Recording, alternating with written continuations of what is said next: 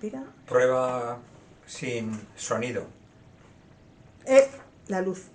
Ah, sí. Sí, había diferencia, ¿no? Sí. Ahora sí. Prueba sin sonido y con luz. Hola de nuevo. Te doy la bienvenida a aragonracing.es. Primero, quiero agradecer a todos y todas por la cantidad de información y documentos que me estáis enviando para ir rellenando huecos. Recordad que esta web solo valdrá la pena con tus aportaciones de fotos, de vídeos o de reportajes que tengas de carreras desde 1965. Vamos al tema. Como sumario de este arranque te cuento. Desde la grada leerás cómo fue el comienzo de Nueva Promotora Deportiva y su relación con el comienzo de la actual Federación Aragonesa de Automovilismo.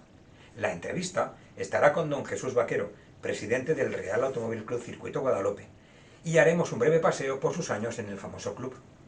El retrovisor volverá su mirada a 1966 en la carrera de Le Mans, con información y la película Le Mans 66, que obtuvo 2 Oscar en 2020 y que cuenta la primera e histórica derrota de Ferrari ante Ford.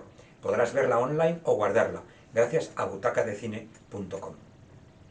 La autonovedad será para el Porsche 911 GTR 3RS, un verdadero pepino para ir a comprar al súper. En Campeonato podrás consultar las clasificaciones actualizadas de todas las modalidades. En Aragón News llevo todo el verano buscando y rebuscando por hemerotecas noticias de prensa de las carreras. Estoy seguro que tienes por casa alguna de las tuyas, o sabes quién tiene. Por favor, comparte lo que tengas. Y aunque la página se irá construyendo día a día, con lo que yo encuentre y lo que tú me mandes, semanalmente te haré un resumen.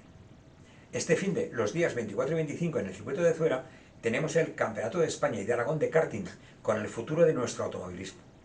Bueno, nada más por ahora. Te veo en Zuera, si no nos vemos antes por la calle. Un abrazo.